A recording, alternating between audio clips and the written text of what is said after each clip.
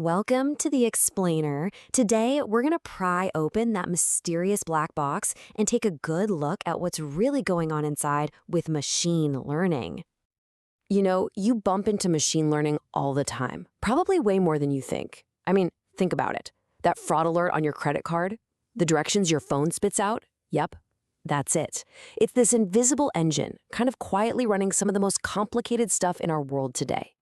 All right, so let's jump right in. To really wrap our heads around this, we got to figure out, what is machine learning? And maybe even more important, where does it fit into the grand scheme of all this tech? Okay, so this definition, it actually goes way back to 1959 from a guy at IBM named Arthur Samuel. And the absolute magic words here are without being explicitly programmed. See, it's a total shift in thinking. Instead of writing code that tells a computer exactly what to do step by step, we're basically just showing it a bunch of examples and letting it figure things out on its own. I love this slide because it just lays it all out so perfectly. The best way to think about it is like one of those Russian nesting dolls, right? The biggest doll on the outside, that's computer science, the whole shebang. You open that up and you find data science, which is all about digging for insights in data. Pop that one open and there's AI, getting machines to think.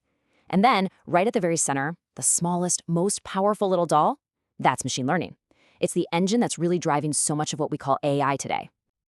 Okay, so let's get to the secret ingredient, the one thing that makes all of this, well, work. Without it, machine learning is just a cool concept. But with it, it can literally change the world. And that ingredient, of course, is data. This is such a great way to see the difference. Look, up top, that's old school programming. You give the computer rules and data, and it spits out an answer. You tell it 2 plus 2, it says 4. Simple. But down below, that's machine learning. It's flipped. You give it the data and the answers, like here's a bunch of stuff, and here's what happened. And it figures out the rules for itself. And this is so important. It's not just about having a ton of data. In fact, sometimes more is worse. I love this quote from Bruce Schneier. It's like, if you're looking for a needle in a haystack, the last thing you should do is dump more hay on top. That hay is just useless, noisy data, and it makes finding the needle, the actual insight you care about, way, way harder.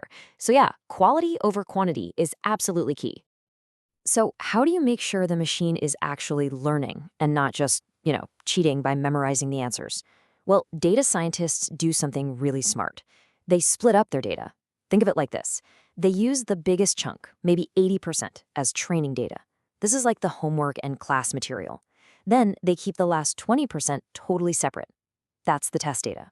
It's the final exam, full of questions the model has never, ever seen. And that's how you prove it really gets the concepts. Okay, we've got it. Machines learn from data. But how? What does that actually look like? Well, there are basically 3 main flavors of machine learning, and each one is good for different things.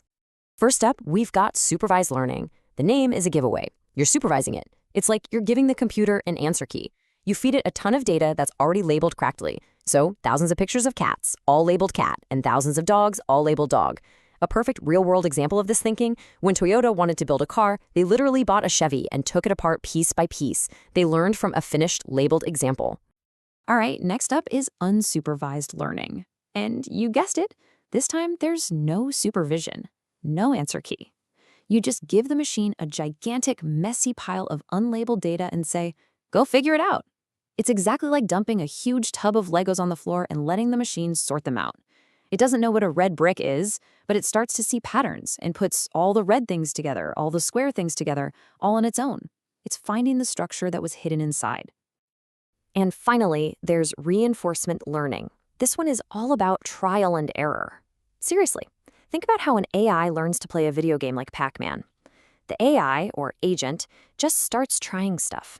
When it does something good, like eating a power pellet, it gets a reward, a point. When it does something bad, like running into a ghost, it gets a penalty. It dies. Over and over, for millions of tries, it learns what actions lead to the highest score. It's learning from the consequences of its own actions. So we've got the basic ideas down. We know the different ways machines can learn, but how do you actually build one of these things in the real world? And what are the things that can go wrong? At first glance, the process seems pretty simple, right? 4 steps. Get data, clean it, train your model, and then test it. Easy. But don't let that fool you. One of these steps Oh man, it's a monster. It takes up a huge, huge amount of the total work. And yeah, it's step two, cleaning the data, sometimes called data scrubbing.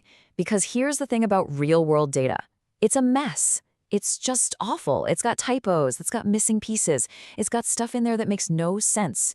So for the people who actually do this for a living, a massive chunk of their job is just janitorial work, cleaning and prepping that data. It's not glamorous, but if you don't do it right, your model is going to be garbage. Okay, so once you start training, you run into one of the biggest headaches in all of machine learning, the bias variance trade-off. Just look at this target. Bias is basically how consistently wrong you are. Are your shots way off the bullseye? That's high bias. Variance is how spread out your shots are. Are they all over the place? That's high variance. The dream, of course, is that top left target. Low bias, low variance. All your shots are tightly packed right on the bullseye. But, and this is a big but, in the real world, trying to fix one of these problems often makes the other one worse. And this is exactly what happens when that balance is off. On the left, you've got underfitting. The model is just too simple. It has high bias. Imagine a spam filter that only looks for the word prince. I mean, it's just going to miss almost everything, right? It's too dumb. On the right, you have the opposite problem, overfitting. This model is too smart, too complex. It's got high variance.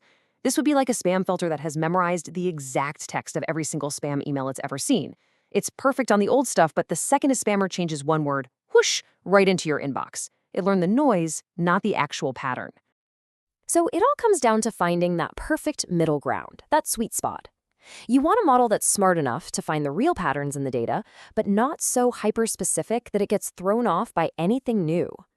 The whole goal is to build a model that can generalize, that can take what it learned from its training homework and still ace the final exam on stuff it's never seen. That's when you know you've built something that actually works. So there you have it. We've gone from this mysterious, intimidating black box to, well, a toolbox. A really powerful toolbox, for sure, but one that you can actually understand.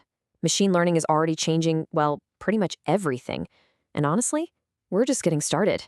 We're barely scratching the surface here, which leaves us with the big question, what do you think is next?